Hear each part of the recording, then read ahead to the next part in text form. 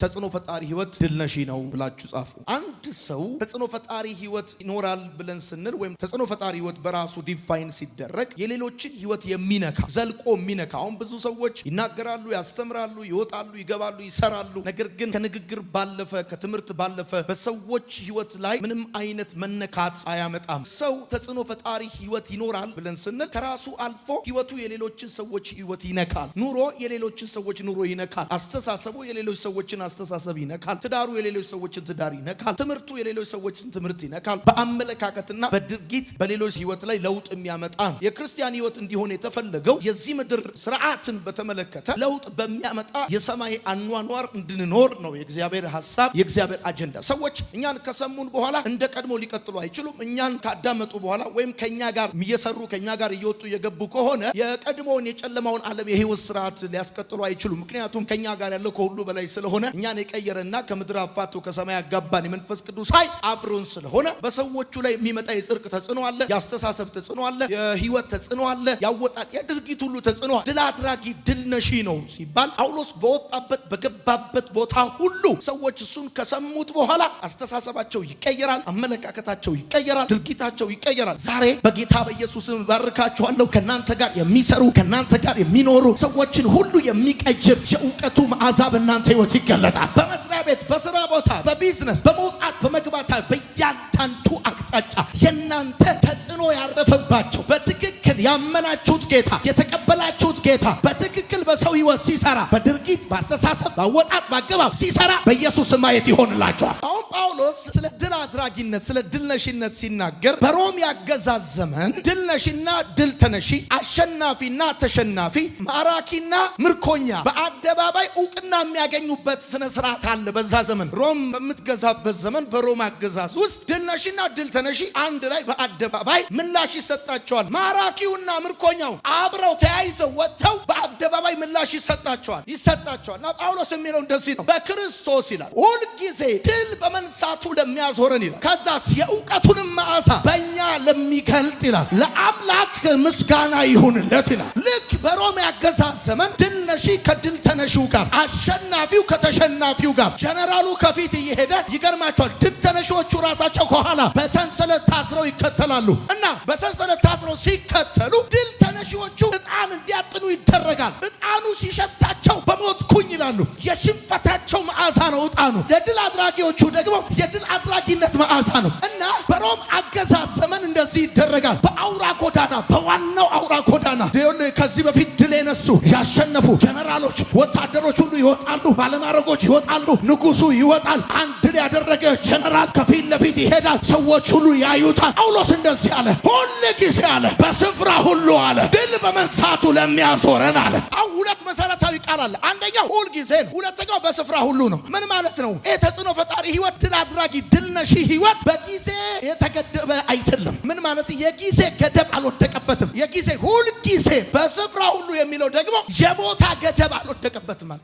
የጳውሎስ አገልግሎት የጊዜ ገደብ የለበትም። የጳውሎስ ህይወት የጊዜ ገደብ የለበትም። የጳውሎስ ተጽዕኖ የጊዜ ገደብ የለበትም። የጳውሎስ ተጽዕኖ የቦታ ገደብ የለበትም። ተጽዕኖ ፈጣሪ ህይወት አንድ ጊዜ ሆኖ ሌላ ጊዜ የማይሆን አይደለም። የጳውሎስ ኢንፍሉዌንስ አንድ የሚሆንና ሌላ ጊዜ የማይሆን አይደለም። ሁል ጊዜ የሚሆን ተጽዕኖ ነው። ሁል ጊዜ ነው ድል የሚያደርገው። እዚህ ቦታ ሆኖ እዛ ቦታ የማይሆን አይደለም። እዚህ ቦታ ሆኖ እዛ ቦታ የማይሆን አይደለም። እዚህ ጋር ሆኖ እዛ ጋር የማይሆን አይደለም። ዛሬ ሆኖ ነገ የማይሆን አይደለም። አሁን ሆኖ በኋላ የማይሆን አይደለም። የጊዜ ገደብ ያልወደቀበት ነው። ዛሬ አገልግሎታችሁ የጊዜ ገደብ ያልወደቀበት ይሆናል። ባካችሁ ጩሁና አሜን በሉ። አንዳንድ ሰው ላይ ያለ አሰራ ክፍለ ሀገር ሰርቶ አዲስ አበባ አይሰራም። አዲስ አበባ ሰርቶ አሜሪካ አይሰራም። ጳውሎስ ላይ ግን እንደዚህ ነው። የቦታ ገደብ የለበትም። wherever he stand የትም ቦታ ይቁም የእግዚአብሔር ኃይል በሱ ይገለጣል። እስቲ በደንብ አድርጋችሁ አሜን በሉ። ተጽዕኖ ፈጣሪ ህይወት የጊዜ ገደብ የሌለበት ህይወት ማለት ነው። ተጽዕኖ ፈጣሪ ህይወት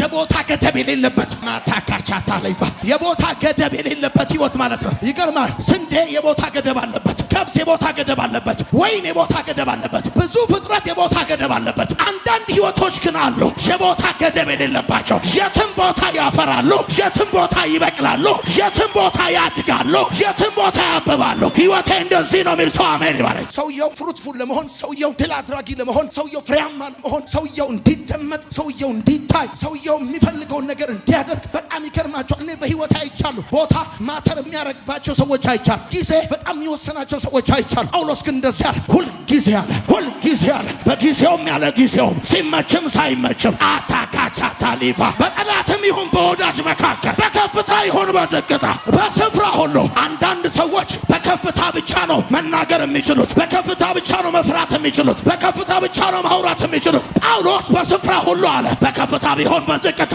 በምድረ በዳ ቢሆን በአረንጓዴ በለምለም ቦታ ወሬፈር አለ፣ የእውቀቱን ሽታ በእኛ ላይ ይገልጣል። እኔ ለእናንተ አሜን አልኩላችሁ። ዛሬ አንድ ሰው ከጊዜ ገደብ ይወጣል። ዛሬ አንድ ሰው ከጊዜ ገደብ ይወጣል። ዛሬ አንድ ሰው ከቦታ ገደብ ይወጣል። ተጽዕኖ ፈጣሪ ህይወት አሁን ሆኖ በኋላ የማይሆን ይወጣል። በጣም ብዙ ሰዎችን አይቻለሁ። አሁን ሆኖላቸው በኋላ የማይሆንላቸው ሰዎች አይቻለሁ። እታች ሆኖላቸው ላይ የማይሆንላቸው ሰዎች አይቻለሁ። እኔ ግን ዛሬ ከዚህ የቃሉ መንፈስ በኢየሱስም ትንቢት በእናንተ ላይ ተናገርኩኝ። ከቦታ ገደብ ያለፈ ፍሬያማነት ያገኛቸዋል። ተጽዕኖ ፈጣሪነታችሁ ይቀጥላል። መሰማታችሁ ይቀጥላል። በስፍራ ሁሉ፣ በስፍራ ሁሉ፣ በጊዜ ሁሉ፣ በስፍራ ሁሉ ድል በመንሳቱ ለሚያዞረን፣ በስፍራ ሁሉ የእውቀቱን መዓዛ በእኛ ለሚገልጥ፣ በእኛ ለሚያዝ።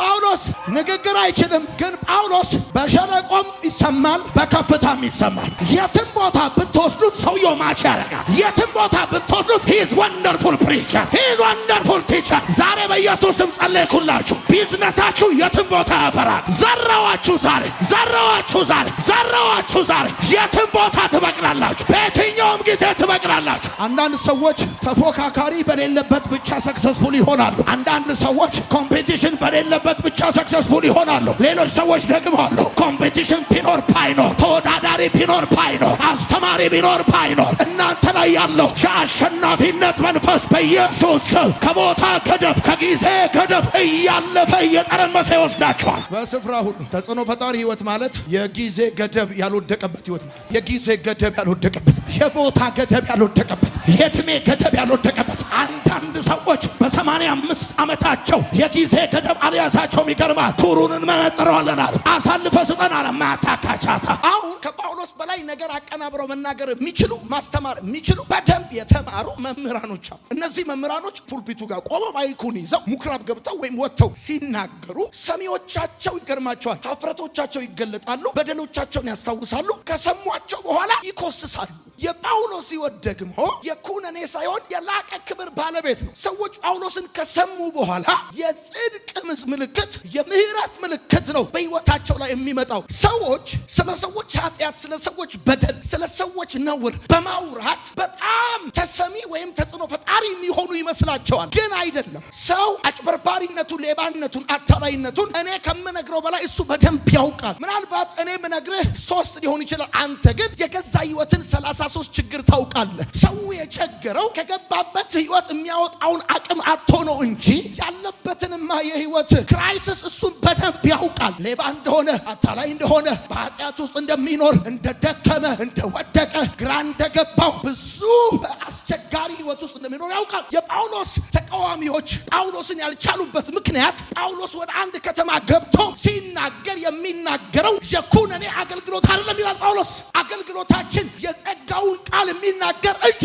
አሁን እግዚአብሔር ሰውን ሲፈጥር ያቀደለትን የከፍታ ህይወት በተራራው ስብከት ውስጥ ነው የገለጠው። ምን አለ? እናንተ የምድር ጨው ናችሁ አለ። እንግዲህ እኛ ጨው ከሆንን ምድር አልጫ ነው ማለት ነው ጻፉ። እናንተ የዓለም ብርሃን ናችሁ ማለት የወገግታ ተጽዕኖ ናችሁ። ተጽዕኖ ናችሁ ወዳጆቼ፣ ተጽዕኖ ናችሁ። ታውቃላችሁ፣ ጨው ከደሃ ቤት እስከ ቤተ መንግስት ይፈልጋል። የትም ነው የሚፈልገው፣ ሁሉ ቦታ ነው የሚፈልገው። ጨው በትንሽነቱ ነው የጣም ተጽዕኖ የሚያመጣው። ጨው በምግብ ውስጥ እዚህ ጋር ነው እስከማይባል ድረስ ራሱን አጥፍቶ ነው ተጽዕኖ የሚያመጣው። ክርስቲያን በምድር ላይ ተጽዕኖ የሚያመጣው እኔነቱን አጥፍቶ ነው፣ ኢጎውን አጥፍቶ ነው፣ ክብሩን አጥፍቶ ነው፣ ጥቅሙን አጥፍቶ ነው። አሁን ችግሩ እኛ ኢጓችንን ይዘን፣ ክብራችንን ይዘን፣ ጥቅማችንን ይዘን ተጽዕኖ ፈጣሪያን ነው። ምናልባት በህይወታችሁ፣ በአገልግሎታችሁ፣ በመውጣት መግባታችሁ እዚህ ጋር ናችሁ ሳትባሉ ራሳችሁን አጥፍታችሁ፣ ነገር ግን እናንተ ያላችሁበትና እናንተ የሌላችሁበት ህይወት አንድ አይነት ሳይሆን ሲቀር ልዩነት ሲኖረው ማለት ነው። ተጽዕኖ ፈጣሪነት የምትሆኑት እንጂ የምታረጉት ውጤት አይደለም። የምትሆኑት ነው። የምታረጉት ነገር ውጤት አይደለም።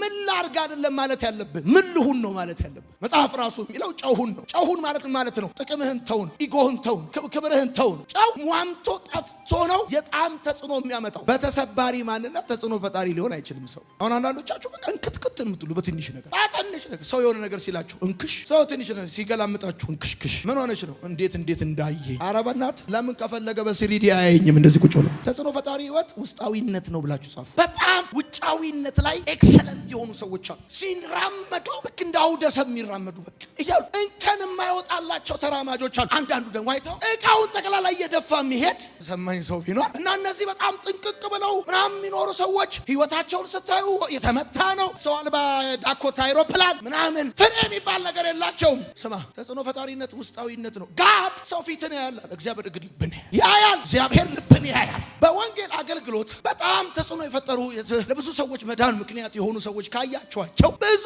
ጊዜ ሰዎች የሚነቅፉባቸው እጸጽ አያጣቸውም። ግን ይገርማቸዋል። እግዚአብሔር ደግሞ ሰዎቹን ሃይሊ ፌቨር በሚገርም ሞገስ ይባርካቸዋል። እግዚአብሔር የዳዊትን ህይወቱን አይደለም የሚወድለት፣ ልቡን ነው የሚወድለት። ዳዊት ልቡን አይቶ እግዚአብሔር እንደዚህ ያለ ጠላቱን በምቹ ስፍራ በምቹ ጊዜ አግኝቶ በሰላም የሚሸኝ ማን ነው አለ። ከዳዊት የተሻለ የንጽህና ህይወት የኖሩ ብዙ ሰዎች አሉ። ግን የዳዊትን አይነት ፕሪቪሌጅ እግዚአብሔር ያልሰጣቸው። ጳውሎስ እንደዚህ ያለ በእውነተኛ ፍቅር በለበጣ ፍቅር አይደለም። የለበጣ ፍቅር ይዘህ ተጽዕኖ ፈጣሪ አትሆንም። ጳውሎስ በእውነተኛ ፍቅር፣ በትዕግስት፣ በቸርነት፣ በስደትና በክብር፣ በመመስገንና በመሰደብ፣ በሞትና በህይወት፣ በሐዘንና በደስታ ኖርን። እንዴት? በእግዚአብሔር ኃይል። ከዛስ በእውነተኛ ፍቅር። ጳውሎስ እንደዚህ አይነት ሰው የሌሎች ጉዳይ ግድ ይለዋል፣ የሌሎች ችግር ግድ ይለዋል። የሚግባባ ሰው ነው። የማይግባባ ሰው ተጽዕኖ ፈጣሪ መሆን አይችልም። ልክ እንደ ስፔን በሬ ነገር የሚል ሰውን ሁሉ እንደዚህ የሚያይ የማይግባባ ሰው ተጽዕኖ ፈጣሪ መሆን አይችልም። የአገልጋይነት መንፈስ አለው ጳውሎስ። በቃ ተጽዕኖ ፈጣሪ መሆን ከፈለጋችሁ የአገልጋይነት መንፈስ ይኖራችሁ፣ የተገልጋይነት አይደለም። ከዛስ ከሌሎች ጋር የሚጣጣም መንፈስ ይኖራችሁ። ከሌሎች ጋር የሚጎረብጥ መንፈስ ያለባቸው ሰዎች ተጽዕኖ ፈጣሪ ይሆኑ። የሚግባቡ